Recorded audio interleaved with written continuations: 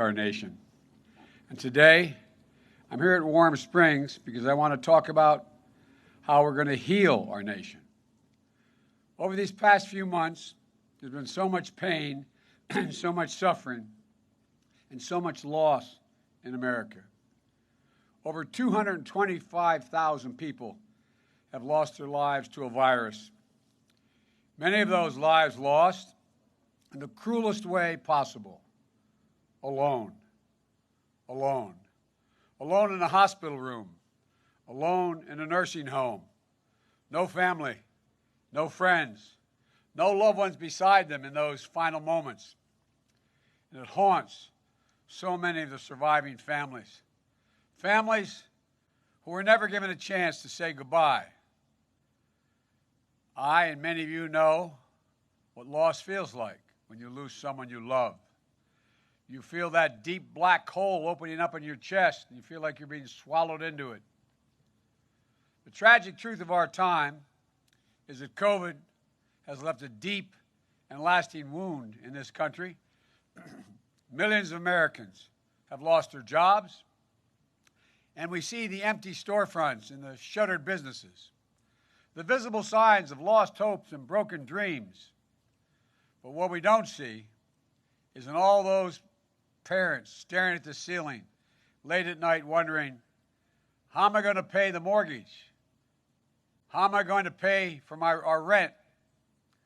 What are they going to do if one of my kids gets sick now that I've lost my health insurance? Growing up, like many of you, I watched my father struggle to find work. He made what I call the longest walk any parent can make, up a short flight of stairs to his children's bedroom. To tell a child, you can't play in that Little League team anymore.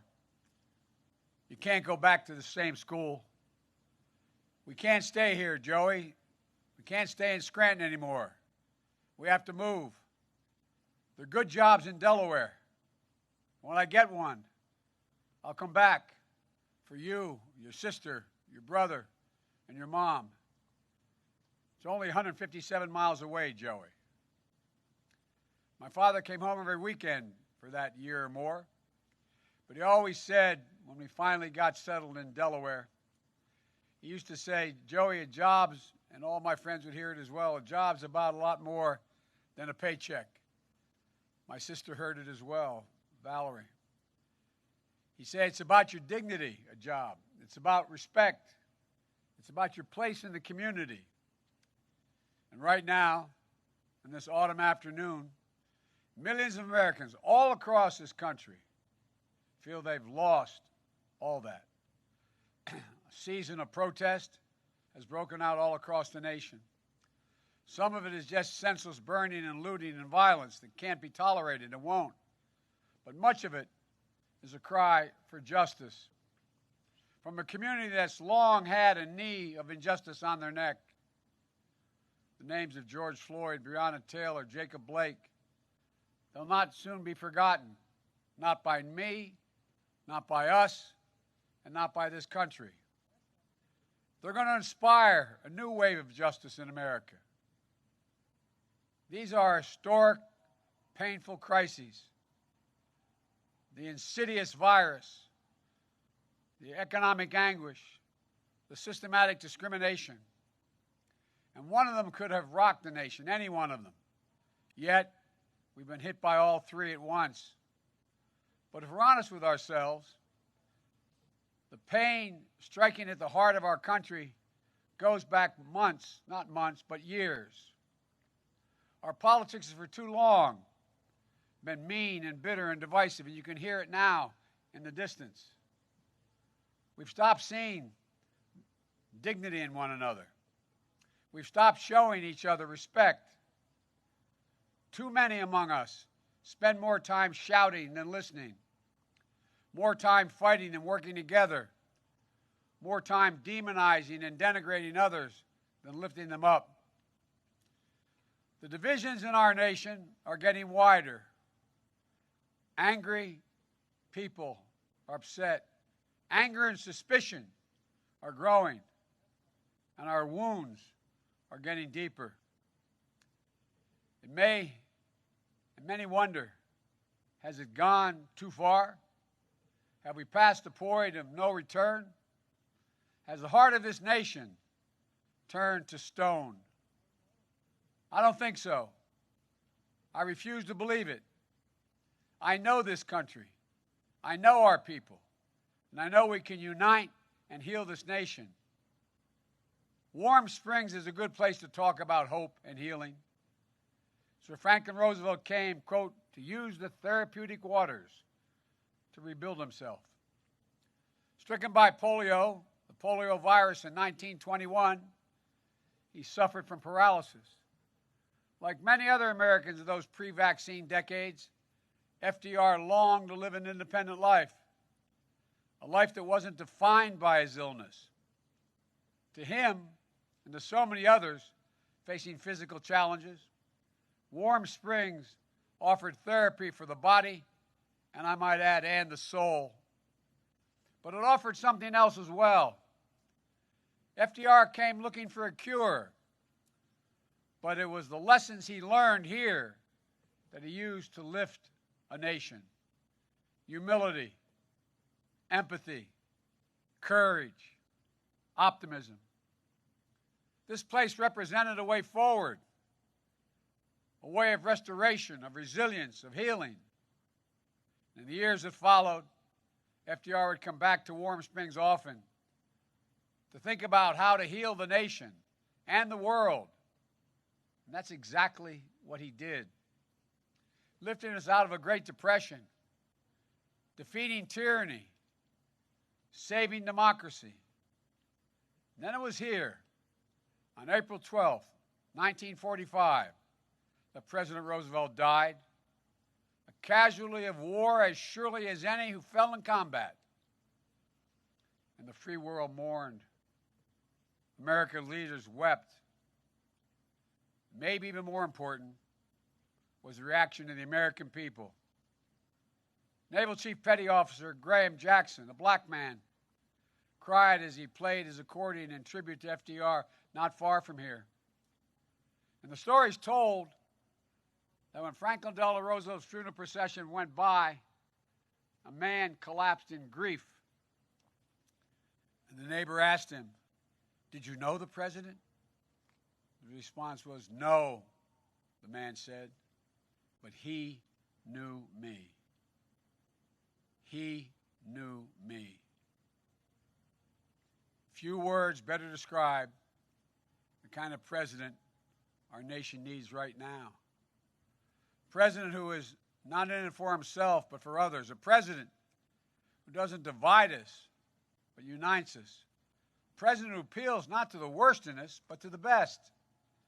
A president who cares less about his TV ratings and more about the American people. A president who looks not to settle scores, but to find solutions. A president guided not by wistful thinking, but by science, reason, and fact. That's the kind of president I hope to be. I'm running as a proud Democrat, but I will govern as an American president. I'll work with Democrats and Republicans. I'll work as hard for those who don't support me as for those who do. That's the job of a president. A duty of care for everyone. This place, Warm Springs, is a reminder that though broken, each of us can be healed. That as a people and a country, we can overcome this devastating virus. That we can heal a suffering world. And yes, we can restore our soul and save our country. In his last hours, President Roosevelt was at work on a speech to be delivered the next day. In it, he was to say, quote, "Today, we must cultivate the science of human relationships, the ability of all people, of all kinds, to live together and work together in the same world at peace." To live together and work together. That's how I see America. That's how I see the presidency. And that's how I see the future. I tell you this from my heart. I believe America in an America of hope, not fear. Unity, not division. Love, not hate. The presidency, though, is only one part of the American chorus. History isn't only a story of the great and the famous. No. Our history is a story of we, the people, of all of us, together. I've long said the story of America is a story of ordinary people doing extraordinary things.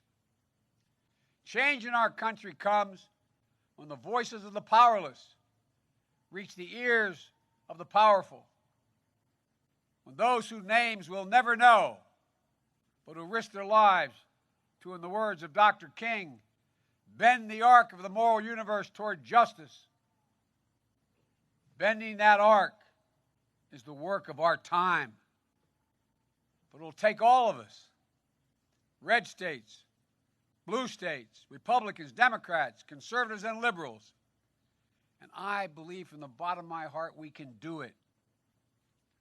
People ask me, why are you so confident, Joe? Because we are the United States of America. There's nothing the American people can't do and been unable to do when we put our minds to it. The news of Franklin Delano Roosevelt's death went out on the wires. An editor in Chicago turned to his colleagues and said, "Clear the decks for action." So I say to you today, if you give me the honor of serving as your president, clear the decks for action. For we will act. We will act on the first day of my presidency to get COVID under control. We'll act to pass my economic plan that will finally reward work, not wealth in this country. We'll act to pass my health care plan to provide affordable, accessible health care for every American and drug prices that are dramatically lower. We'll act to pass the Biden climate plan, meeting the challenges of a climate crisis while creating millions of good-paying, high-paying labor jobs. We'll act to address systemic racism in our country. We'll act to give working people a fair shot again in this country. And we'll act to restore our faith in democracy and our faith in one another. Today, we're facing a public health crisis of historic proportions. And with winter at hand, it's getting worse. Just last Friday, 83,000 new cases in one day. Saturday, another 83,000 cases. Nearly 1,000 people a day are dying. Another 200,000 deaths are expected over the next several months. And the president keeps telling us not to worry. He keeps telling us we're turning the corner, is his quote. He says, removed from reality and as offensive as when he told us the virus affects virtually nobody, just the elderly with heart conditions. Virtually nobody, just the elderly with heart conditions. As if they don't matter. And when he said in response to the number of deaths reaching 1,000, he said, it is what it is. Well, it is what it is because he is who he is. In the spring, the president declared in his voice as commander-in-chief, says commander-in-chief, he was going to wage war on the virus. Instead, he shrugged, he swaggered, and he surrendered. And then his chief of staff, just last week, made a stunning admission, an admission that I believe but never thought he'd say, saying, quote, we're not going to control the pandemic, end of quote. We're not going to control the pandemic. It's a capitulation. It's a waving of a white flag. It's a window into the shocking truth about this White House, that they've never really tried. Think about all the frontline health professionals who've risked and some given their lives for the last 9 months in this pandemic. Think about all the first responders. Think about all the grocery store clerks, the drivers, the delivery drivers, the trucks, teachers, parents, with their kids home from school. Think about all those who've lost their jobs. Think about all those who have been infected by the virus. Think about all those who have died. They were giving their all while their president was giving up. Well, I'm here to tell you, we can and we will control this virus.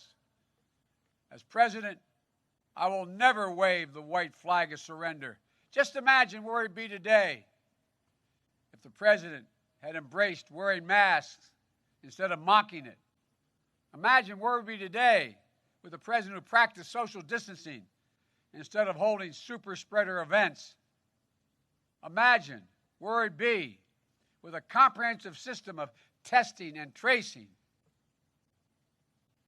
I first put forward a detailed plan on how to deal with this virus back in March.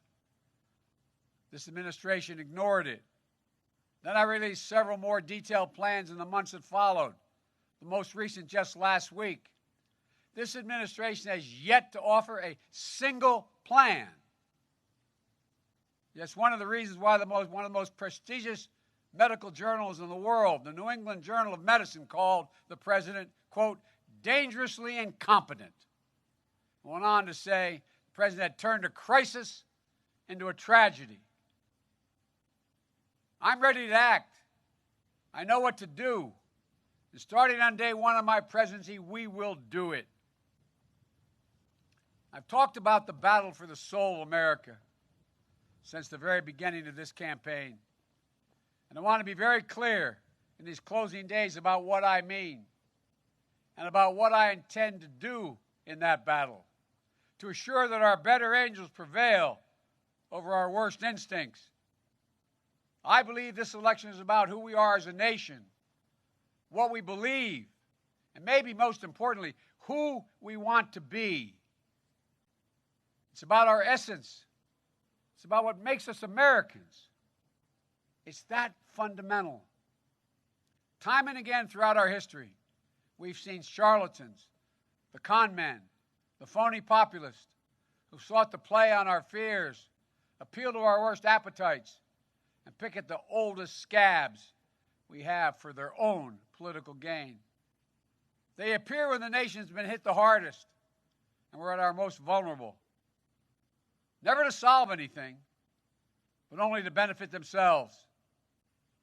In a recent encyclical, Pope Francis warns us against this phony populism that appeals to, quote, the basest and most selfish instincts. He goes on to say, politics is something more noble than posturing, marketing, and media spin. These sow nothing but division, conflict, and oblique cynicism. He said, for those who seek to lead, we do well to ask ourselves, why am I doing this? Why? What is my real aim? Pope Francis asked questions that anyone who seeks to lead this great nation should be able to answer. And my answer is this: I run to unite this nation and to heal this nation. I've said that from the beginning. Is badly necessary. The Bible tells us there's a time to break down and a time to build up, a time to heal. This is that time. God and history have called us to this moment and to this mission. With our voices and our votes, we must free ourselves from the forces of darkness, from the forces of division, and the forces of yesterday, from the forces that pull us apart, hold us down, and hold us back. And if we do so, we'll once more become one nation, under God, indivisible, a nation united, a nation strengthened, a nation healed. That is my goal. That is why I'm running. That is what we must do. Thank you all for being here. And may God bless America and may God protect our troops. Stay safe and wear your mask.